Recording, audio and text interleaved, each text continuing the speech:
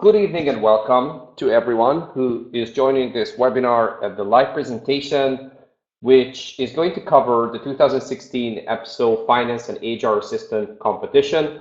This is András Baneth speaking live from Brussels, and it's my pleasure to welcome you from all over Europe, which I see in our system that you're coming from Greece, from Italy, from Belgium, from Luxembourg, and even remote places beyond Europe. That's fantastic.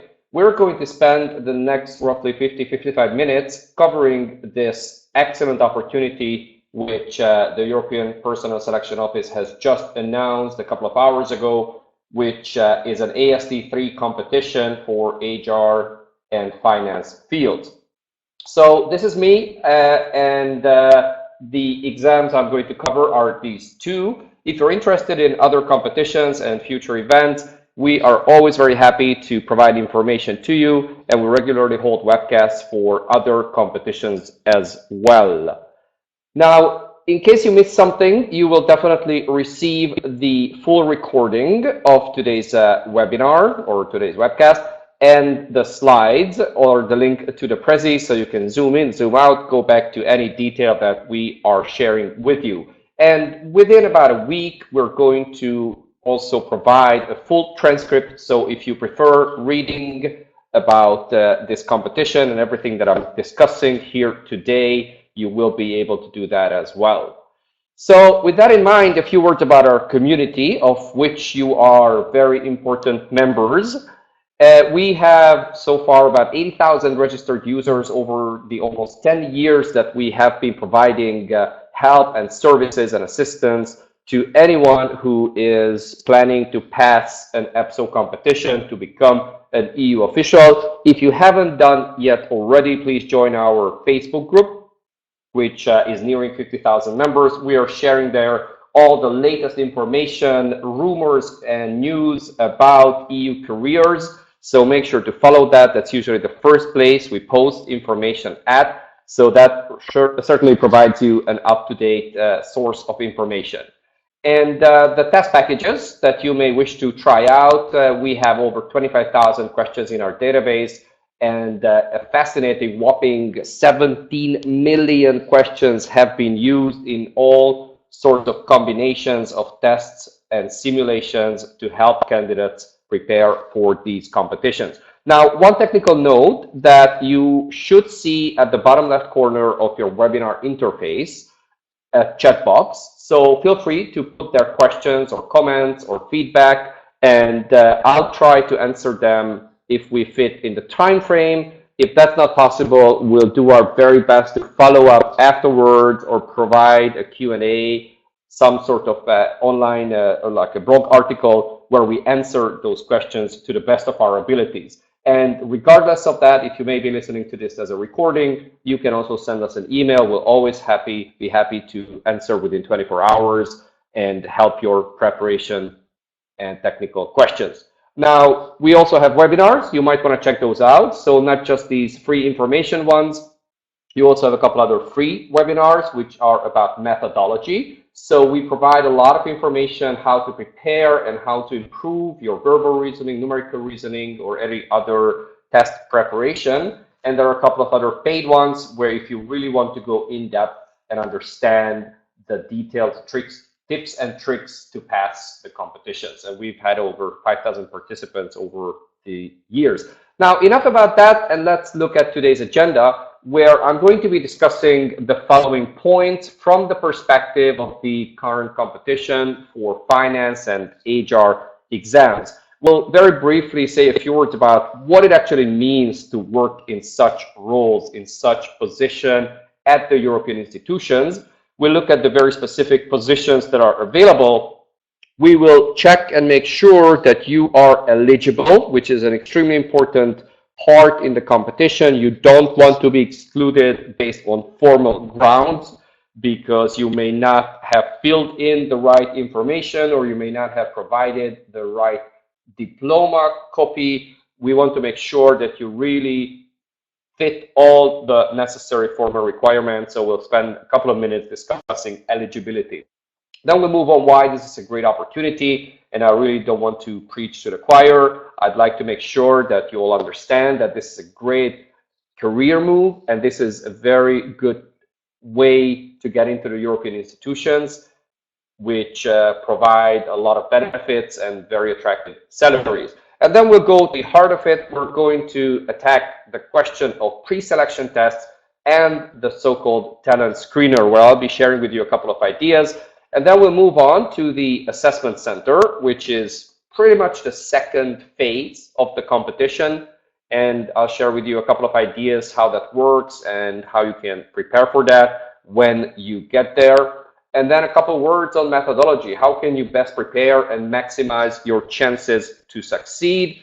And a very special exclusive offer that we give you today for 48 hours, which is a special promotion that I'll be sharing with you, a promotional code that you can use for any service on our website. So with that in mind, why don't we say a few words about what sort of jobs can you get if and when you enter this competition, and assuming that you'll be very dedicated and you will pass the tests. Now, the first question might be, where are you going to work? And there's a pretty simple answer for that, most likely in Brussels or in Luxembourg. And that vastly depends on which institution will hire you eventually. But it's pretty much, these are the two most common places of work. About 90% of European Union officials work either in Brussels or in Luxembourg. And again, the vast majority of them are in Brussels, but there is a significant presence of the European Court of Auditors, even the European Commission, European Parliament, in the beautiful country of Luxembourg. So that is one question. The next one, which is probably on your mind, is which institution are you likely going to end up working at? And first, let me separate two concepts. One is selection and the other one is recruitment. EPSO is not the recruitment arm of the EU, even though that's very often being referred to as such. EPSO is the selection office. So what they do is they are responsible for selecting suitable candidates who will be placed on a reserve list. The actual recruitment happens by the individual European institutions after you've been placed on the reserve list. So in the case of this particular competition, the notice of competition already indicates that you'll likely end up working at the European Parliament, the EEAS, the European External Action Service, the Court of Justice, the Committee of Regions, or the Economic and Social Committee. So interesting to note that the European Commission is not listed. This is usually not a formal limitation. So this is sort of an indication, because EPSO has announced this competition on the basis of input from all European institutions. And most probably these were the ones that indicated that they have a personal need, and that determined the nature of the competition. It doesn't exclude the opportunity, the possibility that you can work for the Commission, or you could work for the European Court of Auditors, which are not listed in the short list, only the above one, or the Council of Ministers. But given the needs of the institutions, these are the ones that have a very specific need to hire staff in finance or HR by the time the notice of competition comes out. And depending on which institution you may end up working for, or as a footnote, I say the External Action Service is not an institution in the legal sense of the word. The EEAS is a service. But wherever you end up working at will probably determine your place of work. Now, the EEAS, given the nature of its duties, the headquarters are here in Brussels, but it has the delegations all over the world. Now, it's unclear whether some posts might be available in some of those delegations. My guess would be probably not, because that might be a different type of competition if they were to hire staff who would be placed in India, Australia, or any other country in the world. But that's also a possibility, at least theoretically. So that's number two. And then the question where you're going to end up, who is going to recruit you, is decided only at the moment of recruitment. You cannot determine that in advance. And this one, as you may have seen in the notice of competition, this is one competition with two profiles. And that means you need to make a choice. You need to decide whether you apply for finance or human resources. If you have a degree, for instance, in law or political science or commercial studies, you may have the luxury to choose either of the two.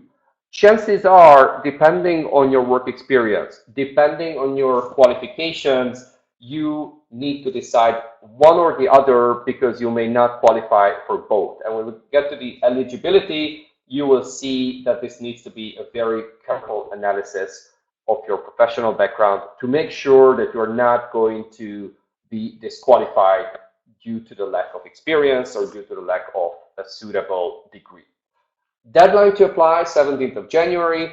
Make sure you don't apply last moment. Make sure you don't leave your application to the 17th of January because it has happened before that the servers may be down or some last minute commitment comes in and you just don't have time to finalize it. And now the holidays are coming up and your mind may be totally elsewhere, which is pretty understandable. But when you get back from the holidays, make sure you don't procrastinate and you really submit your application in time. Not the least because there is also a talent screener in this particular competition, and that takes quite a bit of time to fill out, and it takes a lot of attention to fill out in the most accurate and the most impactful way. That's something we'll come back to when we discuss the talent screener in a few moments. So with that in mind, once you've chosen one of these two fields and you absolutely put the deadline into your calendar and put the deadline on 15th of January so you can be sure that you are in time and you don't wait until the last moment. Once you've done that, you need to choose the language. Now, the language rules are pretty tricky, and we at EU Training, we get a lot of emails asking for our advice or suggestions about the languages. The questions we often get asked is what to choose first language and what to choose as second language. Now, second language is a pretty easy choice. It's either English or French in this particular competition.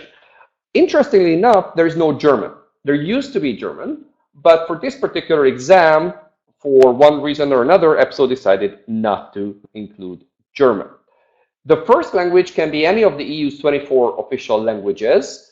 We usually say it's your mother tongue as long as it's an EU official language. So if your mother tongue tends to be a non-EU language, say Russian or any other, you cannot choose that. So you choose from the 24, whether that's Swedish, Greek, Portuguese, Italian, whatever it may be. And the second language needs to be different. So if you are a French speaker or you're a native English speaker, that limits your choices. So if you're a French speaker and you choose French as the first language, then you're obliged to choose English as the second. And the vice versa, it goes for English speakers. So make sure that you choose the languages accordingly because that will determine the pre-selection tests language, and the second language will determine the assessment center language. So make sure that you are proficient in the language that you've chosen. If you have the luxury of speaking multiple languages, you're such a polyglot that you have 3-4 languages and they're all on very high level and English and French are among them, you are free to choose any combination as long as these rules are being respected. The first language is usually more helpful for understanding and written communication. And let me check, there's something happening here.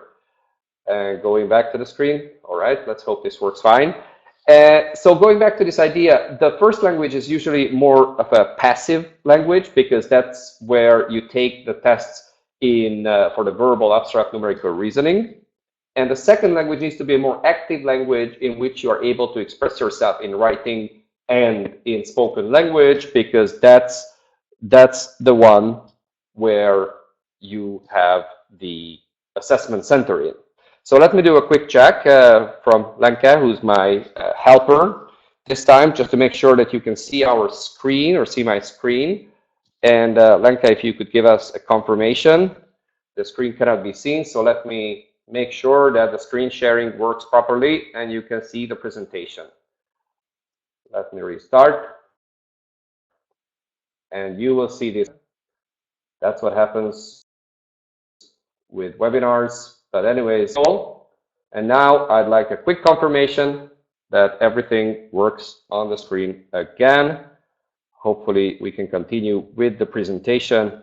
Excellent, very good. Thank you so much, Lenke, and thanks for everyone for your patience. So here is the list of the languages, and we move on to the next issue, which is citizenship. That shouldn't be a problem, I presume. So the citizenship of one of the 28 countries of the EU, which you need to have. And then comes the real question of choosing the right profile, and we'll move on in a second to the eligibility question. So as long as you speak those languages, you have the citizenship, then you choose the field that you are most suitable for based on your professional qualifications and your work experience. So in the finance field, you have 65 places, which is pretty impressive. And in the human resources, you've got 51, which again is a pretty good number. So seeing the number of open positions in the past in sort of historical comparison, these are very good numbers, and they provide a very good chance of getting on the reserve list and eventually landing an EU job. So before we look at the eligibility, let's say just a few words about why that's a good opportunity. So again, I don't need to say too much about the attractive salaries, which is fairly well known. Just to give you a ballpark idea, for AST3, depending on whether you have family, depending on whether you have or whether you need to relocate from your home country to Brussels or Luxembourg or where the place of work is, which can all influence your ultimate salary, the net salary for an AST3 position would be roughly 3,200 euros. This is the net amount, and again, this is a ballpark estimation, but actually on eutraining.eu, you can find a salary calculator which factors in all the variables that will determine your future salary. So if you'd like to find out, do look for that on our website. Going further, there are lots of benefits. So for married couples, even the spouse gets health insurance, and children can go to European schools. So these are coming on top of the salary. But let's look at the actual exam. Let's look at the eligibility, the exam, and all the rest. So the idea is that everything starts with the online application when you fill in your profile and you fill in a talent screener, and the actual exam, in a classic sense of an exam, starts with a pre-selection.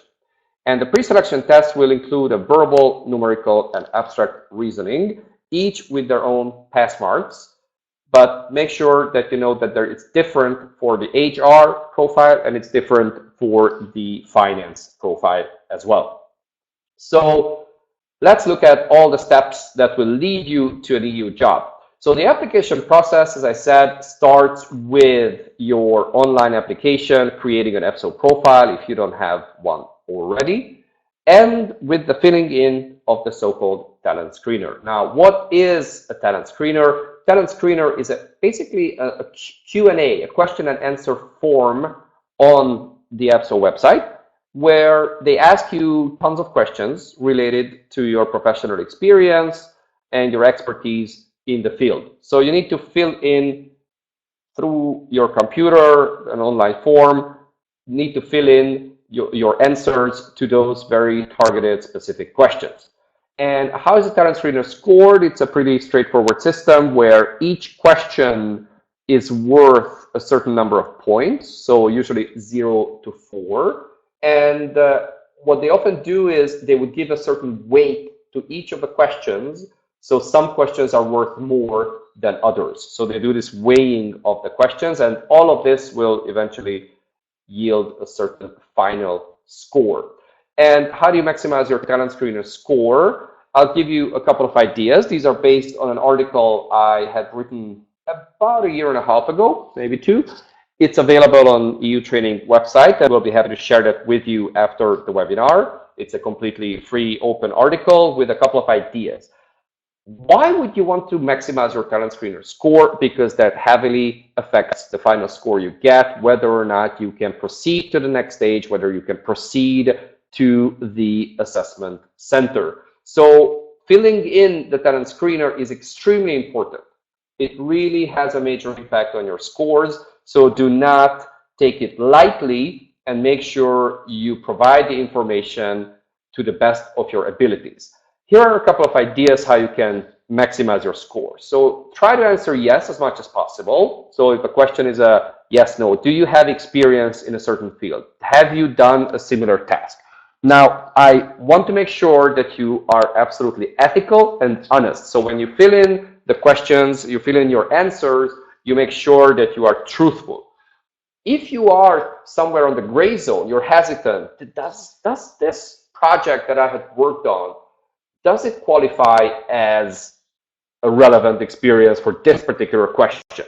So if you're hesitant, you probably want to say yes and let them decide whether they agree with you or not. So make sure that you can back it up with information. But again, if you are in between the two scenarios, make sure that you let the selection board members take that decision.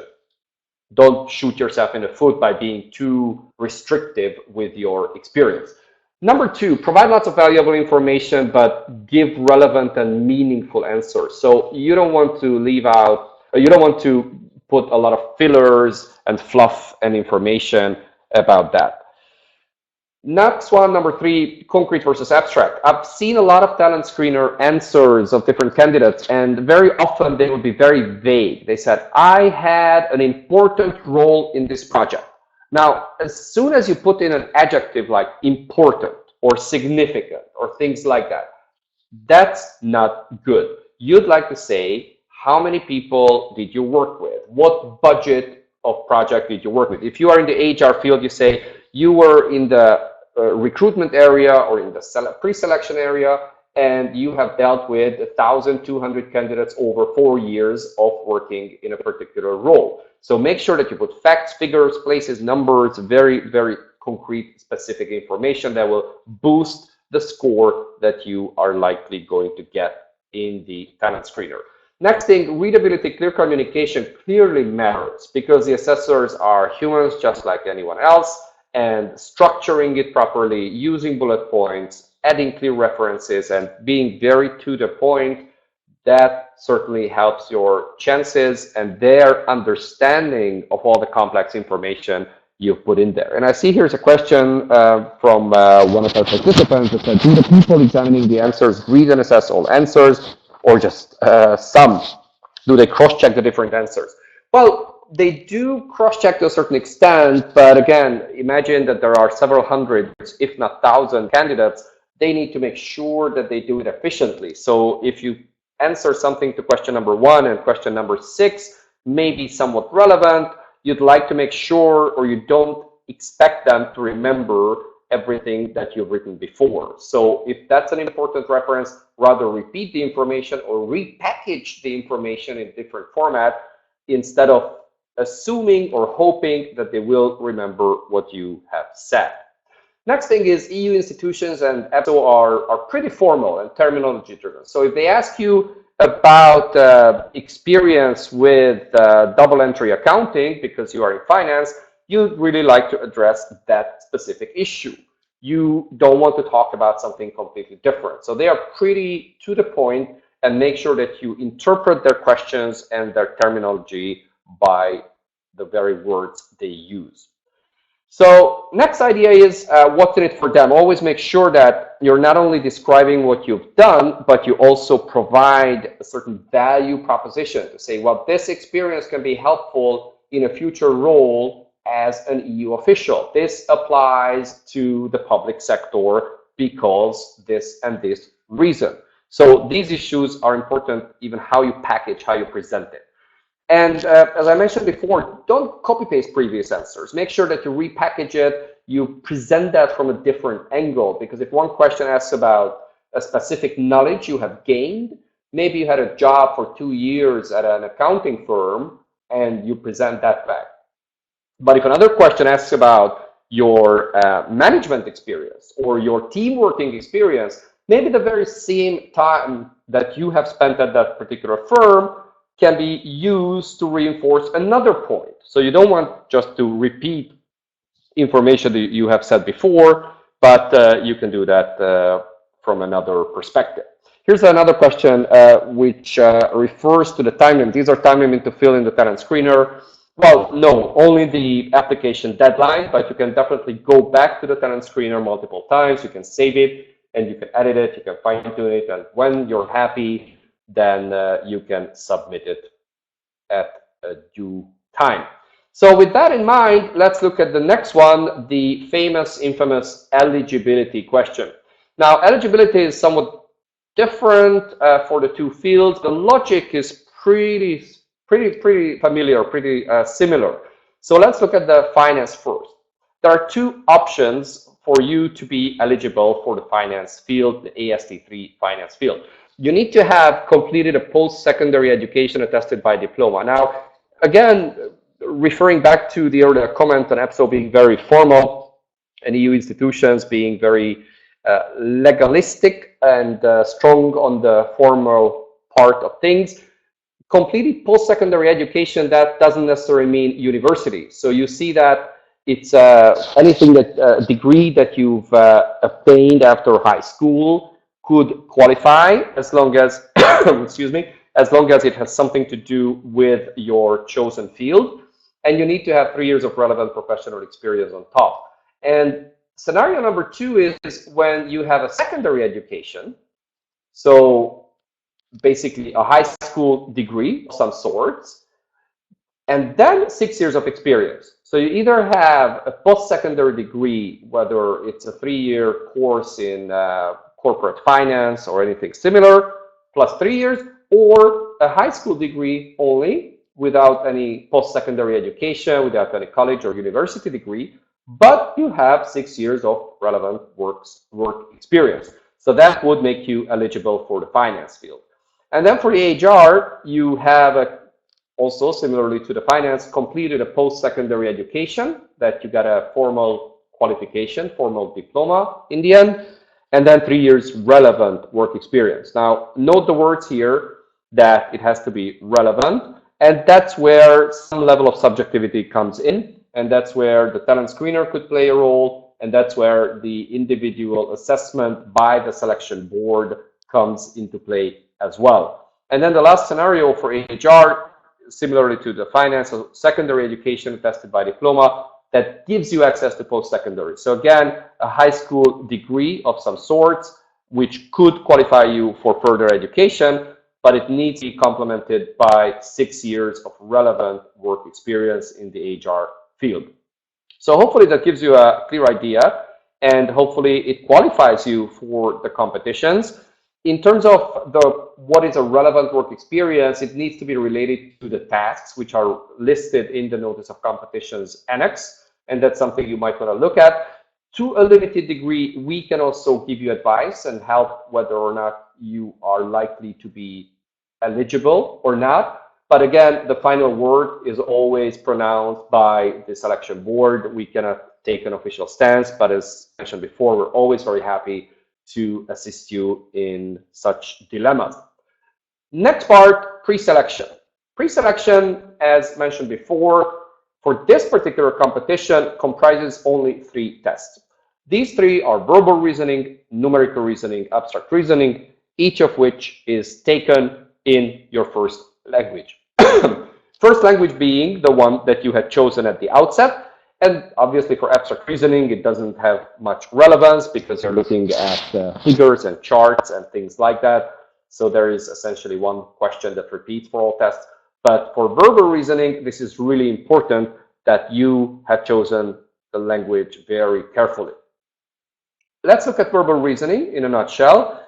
Certainly many of you have seen verbal reasoning tests, and we offer a huge number of practice tests in 16 languages, something I'll come back to. So you can take a look on our site and also EPSO's very own website at sample tests.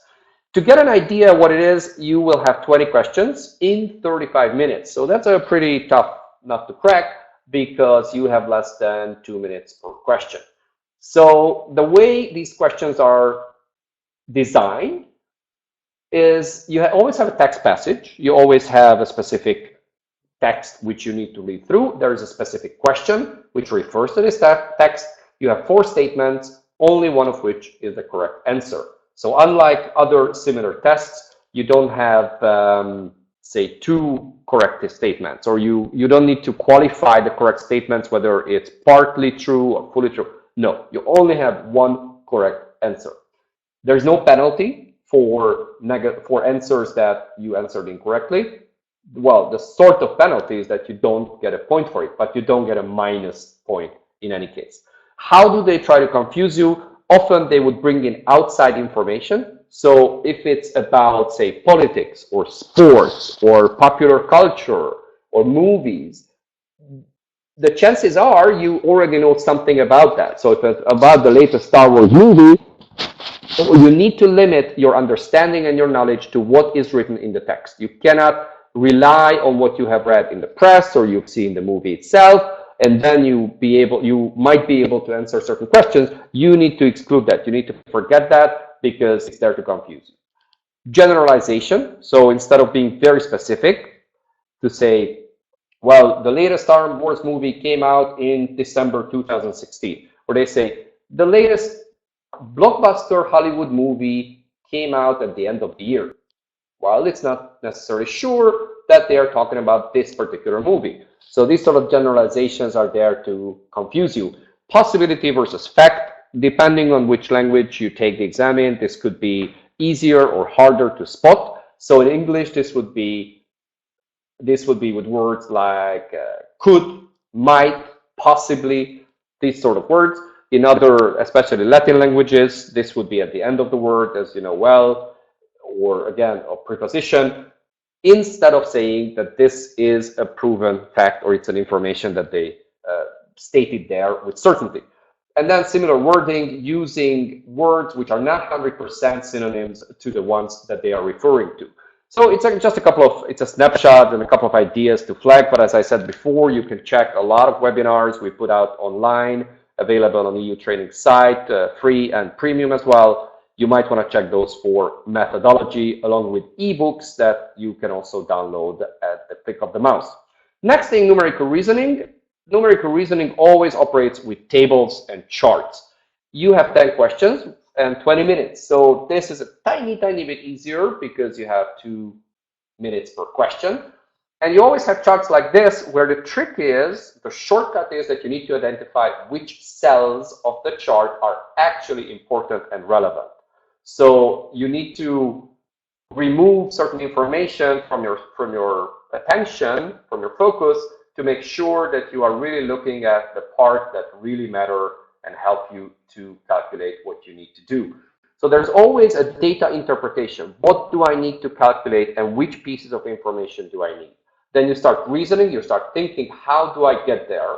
Then comes ideally estimation that you won't be calculating with the on-screen calculator or with the physical calculator that you're given, but you can estimate in your head. That saves you very valuable seconds. And then you have the actual calculation you might want to do just to make sure, and then you identify the correct answer. Abstract reasoning is, in some sense, the most fun. For some people, it's the most frustrating because you have charts like this and images like this. You always need to find the next in the sequence. And you have 10 questions, 10 minutes. So it's 1 minute per question.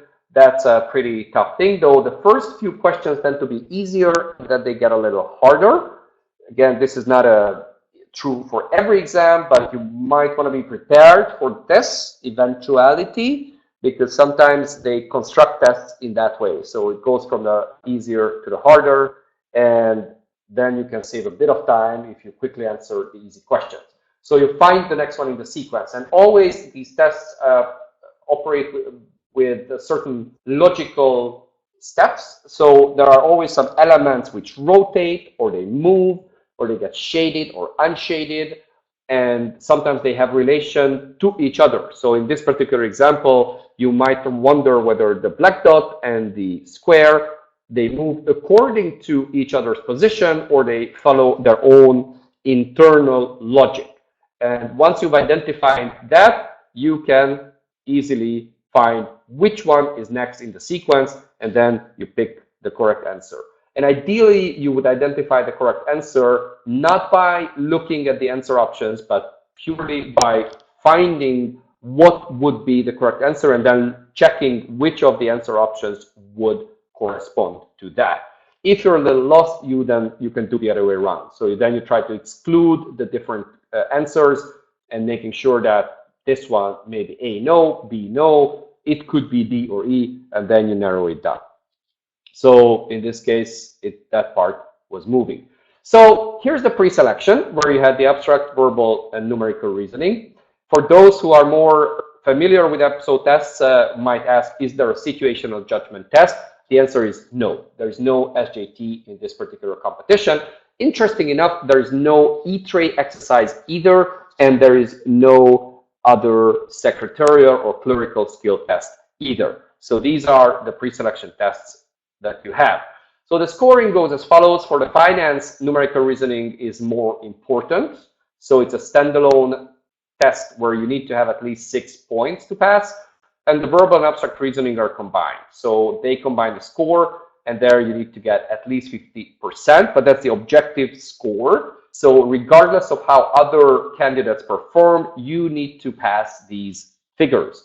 And then for the HR, you have the verbal reasoning, which is somewhat more important, and then they combine the numerical reasoning and the abstract reasoning with a similar logic. So these are the objective pass marks independent of the other candidates' performance. Let me quickly look at one question as I'm looking at the list. So here is a question about eligibility. I'd rather think about it when I have a bit more bandwidth in my mind that I can focus on, so I don't give you any wrong answers, but we're saving these, so we'll try to come back to you on that. And I see many of these are related to the eligibility, so I'd rather than check them after the webinar and I come back to you by email.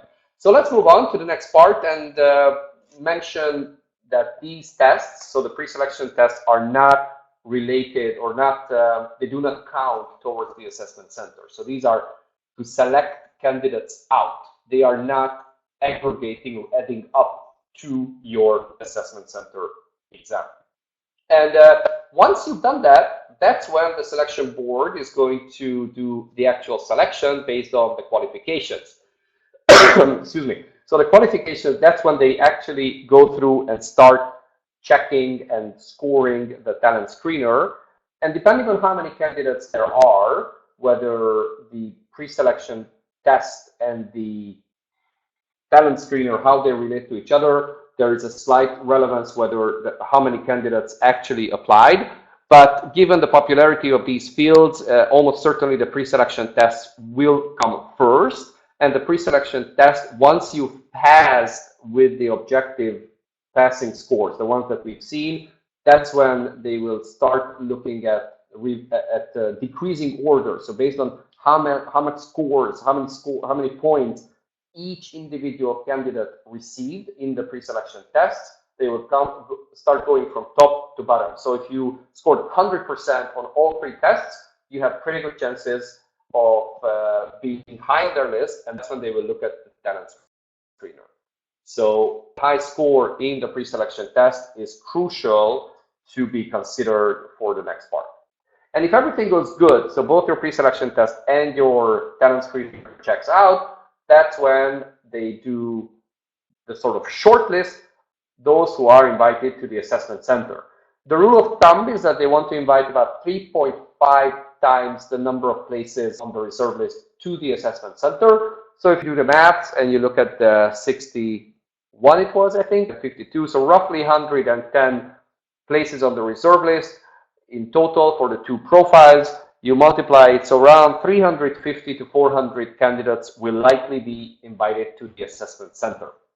In the assessment center, you have 4 tests, a case study, a group exercise, a general competency-based interview, and a specific competency-based interview.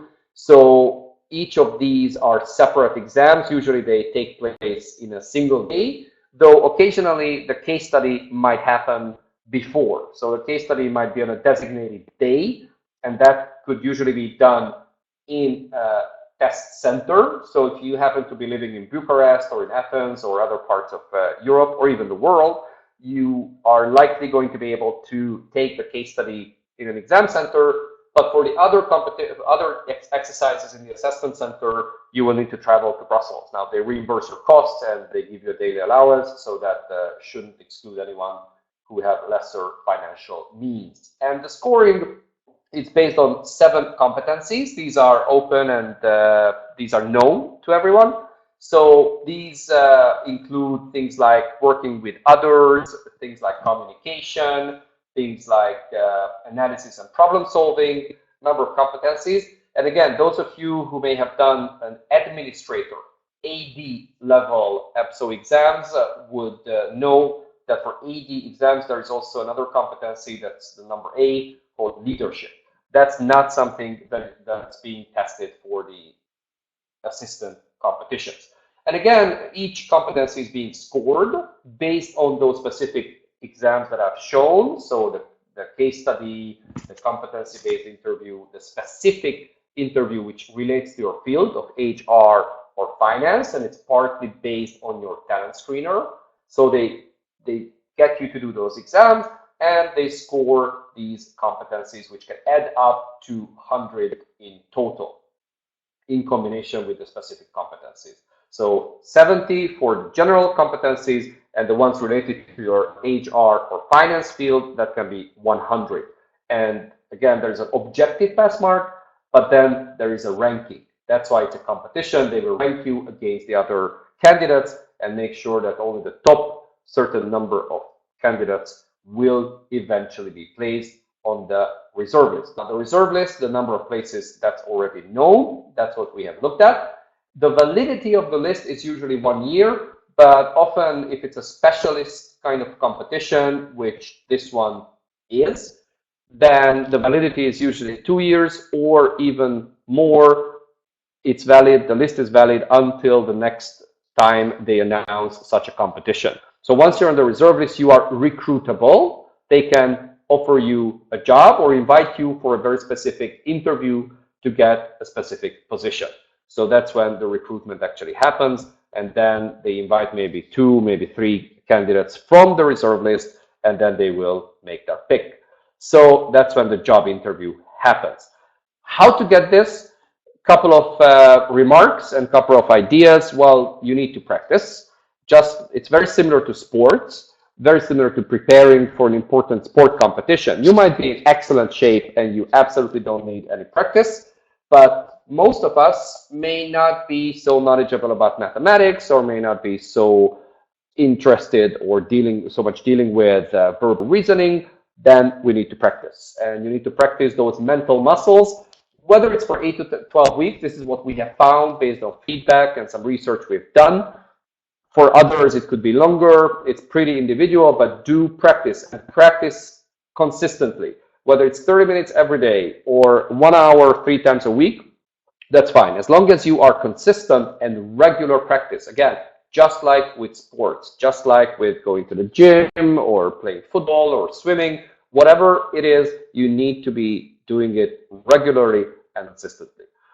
Very importantly, learn the methodology. This is not rocket science, and it has its own system. So one person can be far better and more efficient when it comes to quickly solving an abstract reasoning problem if you dissect it, you look a little bit behind the curtain, and you understand how those how were those created, what is the method behind them, because that will help you save very valuable seconds when you are answering those tests. So being persistent and applying best practices and methodology will help. So do lots of simulation. Make sure that when you go to the assessments, or when you go to actually the pre-selection, but the same goes for the assessment center as well. When you go to those exams, you 100% are aware what's awaiting you, what is going to happen, what the platform looks like, what the screen looks like, how you can be the most efficient candidate there is.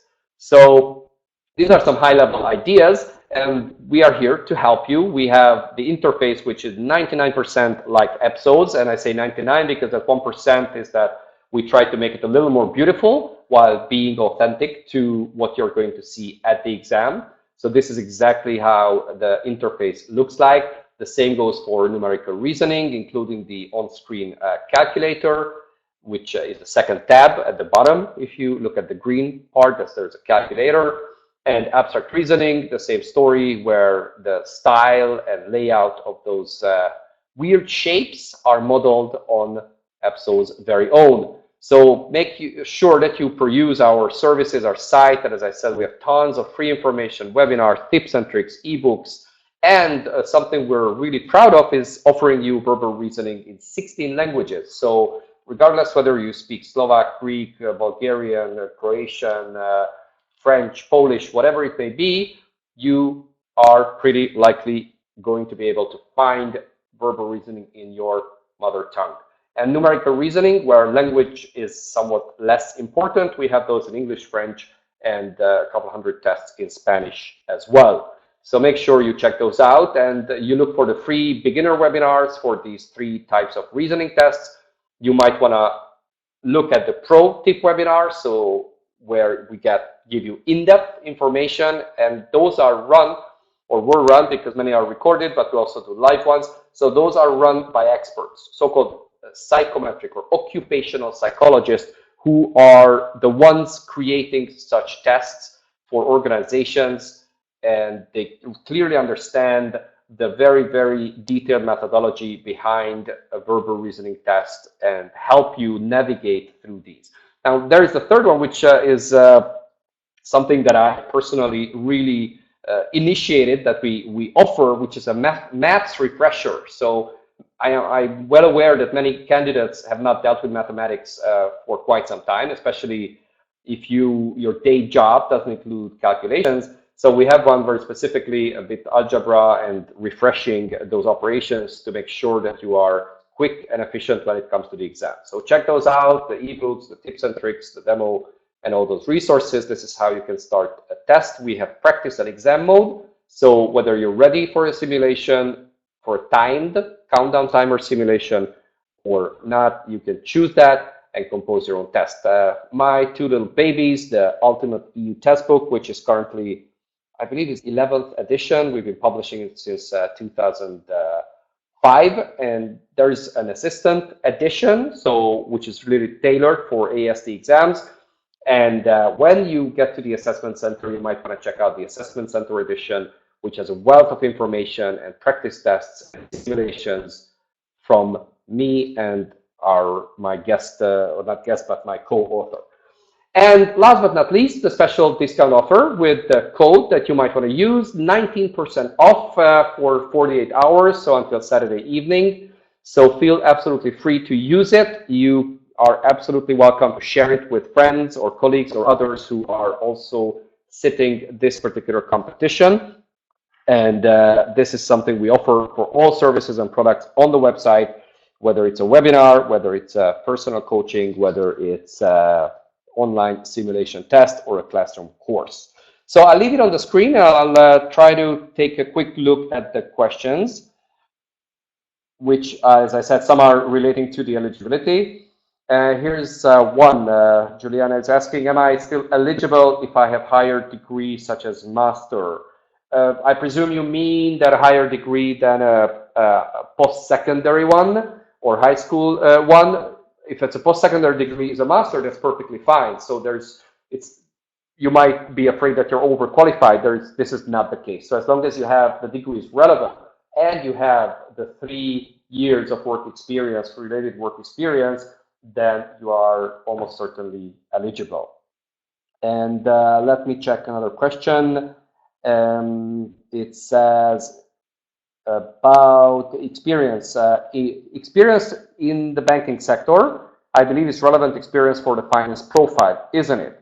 Most likely, yes. So most likely, yes, unless in the bank you were the security guard, which I believe you were not, then the experience is pretty likely going to be eligible, because any operation in the bank is absolutely related to finance. Here's another one. Does it make sense to apply with 1.5 years of experience, or will it be directly rejected? Well, chances are it will be rejected because you need 3 years of experience in all cases, and in others you need 6. So if your experience after you obtain your degree, whether it's a high school or the post-secondary degree, is only 1.5 years, I'm afraid that will be rejected because it clearly contradicts the formal qualifications. Here's another one. I have the previous AD book, so the Administrator Ultimate EU test book. Is that okay, or it's very different from the new ones? Well, do send me an email. Depends on which edition you have, because we have changed about 60-70% of the questions compared to the 2012 and 2013 editions. But compared to the 2015, we only changed about 20-25% of the questions. So it depends on which edition you have. Another one, did I understand well that this time is enough to go beyond the threshold for the MCQ test? I do not need to be among the top scores. Well, that depends on how many candidates there are. So EPSO will look at the number of candidates for this particular competition, and they will decide whether the multiple choice test, so the abstract, verbal, numerical reasoning, pre-selection tests, whether they are only looking at passing the objective pass marks, the one I displayed on the screen, which is for finance profile, the numerical reasoning 6 out of 10, and the various threshold. Or if there are a lot of candidates, they will do a ranking according to the overall score you get on these pre-selection tests. So in that case, it does matter how much score you actually obtain.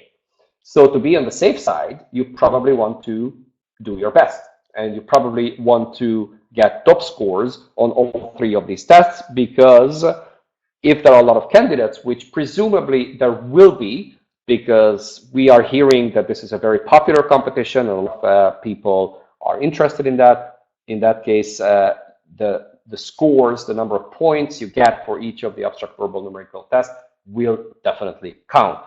Here's another question. If my bachelor degree is in the area of finance and economics, and I have 3 years of experience, 5 of which are in the communication sphere, am I eligible to apply for the finance finance profile? Well, that's a difficult one. I'll probably need to look into it more in depth. But again, it depends on what sort of communication, because if it's related to communication as in dealing with the annual report of a financial institution, it probably qualifies. If the communication deals with a PR campaign for some consumer brand, it may not. So that is subject to interpretation. So I would suggest that you send us an email, and happy to look at it in more depth. So with that in mind, I hope you got some useful, valuable, practical information from this webinar. And what you will receive, as mentioned before, the full recording and the Prezi slides. And in a couple of days, usually within a week, we also put the webcast transcript on the website. So feel free to come back and read it. I know I've presented it fairly fast, so you might be more interested in the written version. But in any case, if you have questions, always feel free to get in touch with us, to reach out, to write us an email, send us a message on Facebook, and we're there to help you. And obviously, that's completely free of charge. And we might point you to some of the valuable free resources we have, or we'll answer you directly, and absolutely feel encouraged to do that. Here's one probably last question that I will answer before we finish today's webinar. If we pass all the tests but are not among the top scorers, are we considered to have passed the test for recruitment at other agencies or institutions? Well, unfortunately, no. So these are usually standalone competitions. So whatever score you got, it's not transferable to other institutions or other agencies or other competitions. So it's only related to this particular one, which is good news and bad news, because good news, since if you didn't perform very well, you have another chance if there's a new competition. So there you can perform much better. And bad news, because you need to do, again, a test, and it's not something that you can take with you elsewhere and something you can reapply for another context. So with that in mind, thank you so much for your time and for your attention. Truly appreciate that, especially the questions. So feel free to get in touch and do let us know if you have passed the pre-selection or the assessment center so we can hopefully invite you for a beer in Brussels. Well, thanks very much and have a good evening.